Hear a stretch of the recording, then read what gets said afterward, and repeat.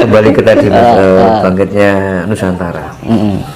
Seperti yang saya singgung di awal tadi Mas, bahwa ada candi yang muncul yang melebihi Borobudur itu.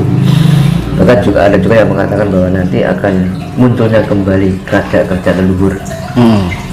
Bisa juga Majapahit, terus kerajaan kalau nggak salah Jenggolo itu kan akan muncul kembali. Nah, saya ingin tahu dari Mas Kinus, apakah itu memang benar akan jadi seperti itu nanti kalau sudah bangkitnya Nusantara? Ini sama saja akan kembalinya kejayaan Lemuria. Itu jadi bukan hanya Majapahit, Lemuria Bangkit semua. ya kan? Luar biasa kan, tidak hanya Majapahit, Lemuria, kita kan leluhur kita kan Lemuria.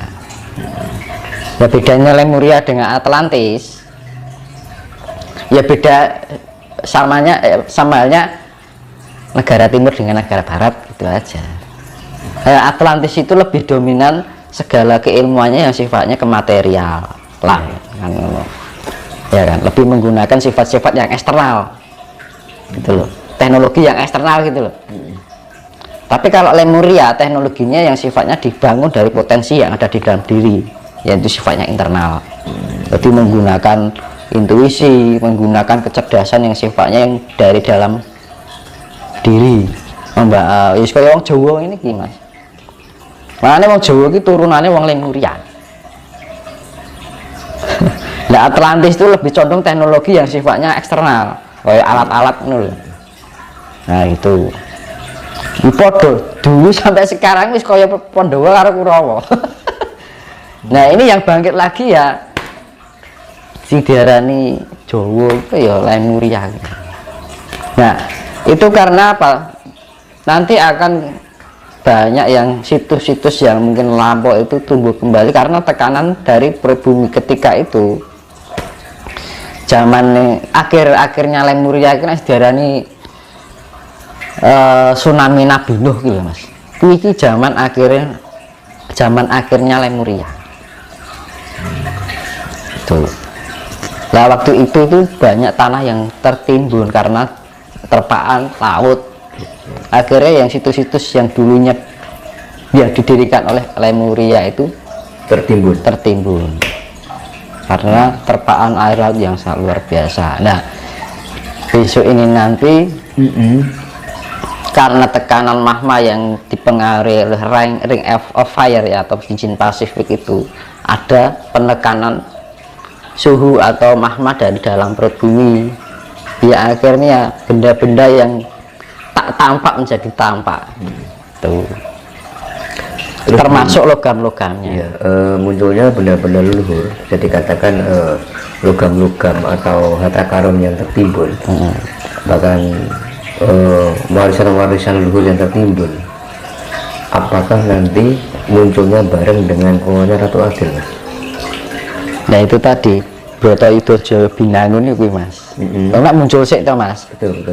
Keluar dulu kan Mas, pasti kan posisinya carut marut nih, belum tertata gitu maksudnya. Nah sing bagian noto ini darani Satrio Wahyu Katenterman iki lho Mas. Mau Wahyu Katenterman kan loro. Nggih. Kresna karo Semar. Semar pipisane sang yang Ismaya. Kresna pipisane Bathara Wisnu. Ini yang sifatnya dalang. Ini yang sifatnya pamomong. Istilah iki baturi yang kawula alit. Tapi raja-raja tunduk dengan ini, tapi sifatnya momong. Ini juga sifatnya momong. Sifatnya ngatur kalau ngono lho. Makanya di dalam Bratayuda Semar itu kan otaknya cerdas. Kayak gini kan penuh dengan teka-teki dan taktik. Nah itu. Nek Semar bagian sing njejeki sing ning go. Kan ngono lho.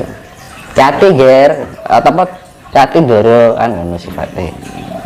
Nek Semar bagian dibuke misalkan kaya poco paesan ngerti sik sadurunge winarah bakal ngene iki dadi ngene wis diatur karo dheke. Anu dong. Anak Semar bagian ngelek-ngelek ke itu berkaitan dengan yang bojo dengan Sabdo Palon, Oyo Kinggong, itu selalu berkaitan terus dari dulu, dari zaman ke zaman. Setiap pergantian peradaban itu terus. Mungkin di dalam Lemuriya dulu istilahnya beda lagi, bukan Semar. Bisa jadi diarani Nabi Sulaiman.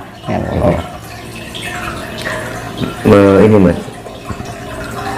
terkait dengan Sabdo Palon, Oyo Kinggong dengan Eyang Semar,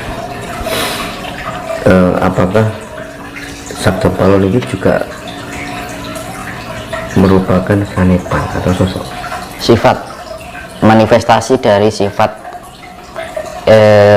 Ibu Pertiwi, bumi. Bukan sosok ya? Itu bisa diimajinasi dalam bentuk sosok. Dewa-dewa apa ya enak tuh, kan jiwa nih teman. Betul. Kan dewa itu manifestasi tuh, kayak Wisnu itu kan manifestasi dari atmosfer. Jiwane dari atmosfer itu bisa diimajinasi dalam bentuk sosok. Karena leluhur kita sudah membuat, misalkan enek patung Wisnu apa wayang bentuk Wisnu, ya akhirnya kita imajinasi berdasarkan apa yang kita lihat semenjak dari lahir kita sekarang sampai sekarang, ngetini Wisnu bentuk ngono akhirnya terimajinasi dalam bentuk seperti itu. Misal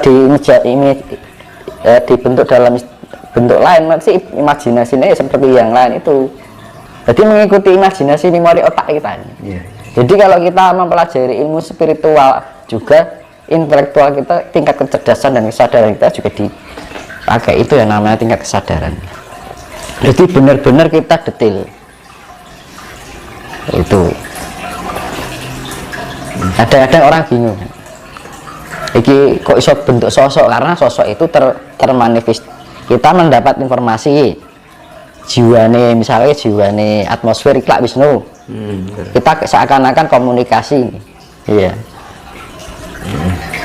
Karena kita sudah ada gambaran sejak kecil, misalnya lihat patung Wisnu bentuknya terimajinasi dalam pikiran otak kita. Nah, ya kita menggambarkan, kita pada ngobrolnya karo atmosfer. Loh, alam itu bisa diajak ngobrol. Tapi biar kita komunikasinya lebih mudah, kita harus diwujudkan dalam sebuah imajinasi yang kita tahu berdasarkan sejarah. Tapi kita melihatnya tidak sosoknya itu, tapi jiwanya. Tapi zaman sekarang orang lihatnya sosoknya, tapi bukan kandungan unsur yang ada di dalam sosok itu. Ini mau saiki nol nyawangi sosok. Nah akhirnya ranya kok nek sing disawangkin pikirane dhewe. Ya iki lho. Halusinasinya dhewe. Gini Mas. Memang dari kedua tokoh itu, antara Eyang Semar sama Sabdo Palon, itu kan banyak, bahkan saya sendiri lah, itu kan merupakan sosok kan.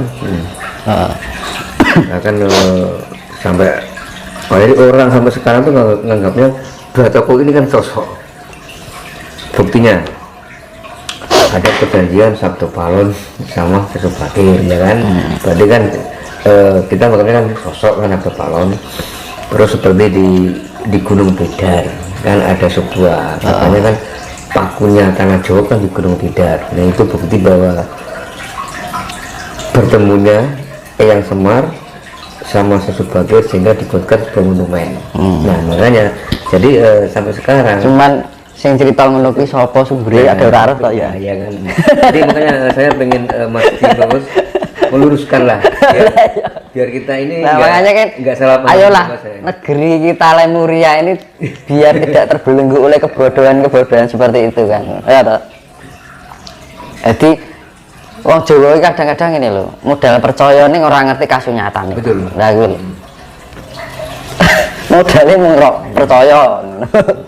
Neng orang ngerti sejati nih kan gitu loh. Nah, alam itu bisa kita ajak komunikasi. Ya, misalnya saya nih, ya kan? Iya. Aku komunikasi dengan manifestasi yang wujudnya Semar, yang sifatnya kesemaran. Nah, semarisme. Ya kan? Nah, Dari sosok Semar ini saya wujudkan, saya imajinasikan, saya berkomunikasi alam dengan alam, saya wujudkan dengan imajinasi saya gitu, biar komunikasinya lebih mudah gitu kan. Ya, saya mendapatkan gambaran, ya kan? Oh, ini alam ini keadaan yang terjadi sekarang ini begini, ya kan? Ini saya berdiri saya mempunyai pandangan ke depan itu nanti 500 tahun mendatang itu akan terjadi ini. Terus akhirnya tak catat, Mas. Iya. Nah, akhirnya turun temurun. Ngomong yang Sabdo Palon. Sing ngono to, Mas. Aku gawe shot ngene iso, agak sastra kan ngono lho. Berarti ngono ya, Mas. Gampangane gitu sebenarnya. Jadi kita diberikan otak ya kadang. Kita mau jangan asal percaya gitu. Aku pun juga misalkan ada pemahaman gitu, ya cek tak goleki. Misalnya contoh gini, saya coba ini ya. Di dalam diri kita tuh ada unsur listrik kan. Saya melakukan eksperimen, misalnya ini akuarium ada ground, jadi aliran listrik yang kecil gitu loh. Kalau kayak komputer kayak single sigon nak kereng kan, nah itu kan. Itu saya coba ya, tak sobek sedikit gini ya. Ya satunya utuh, ya kan? Nah ketika kita yang utuh ini yang nggak sobek ini dimasukkan di ground itu, strumnya mau singkring gitu, sedikit kayak geringin. Tapi ketika yang disobekin disentuh dimasukkan ke air yang ada groundnya listrik langsung jedet, karena tidak dilindungi oleh kulit, langsung menyentuh darah. Nah, darah kita mengandung unsur elektrika yang diarani nyawa. Nah, itulah salah satu contoh bahwa kita tidak hanya mudah percaya roh ki apa, nyawa ki apa. Nah, kita diberikan otak untuk menganalisa, meneliti dan melakukan eksperimen. Akhirnya kita menemui sebuah hasil dan kesimpulan itu tadi, ya tak? Iya. Nah, sebenarnya itu tinggal gambarannya seperti itu. Nah, wong zaman saiki modelnya mau percaya.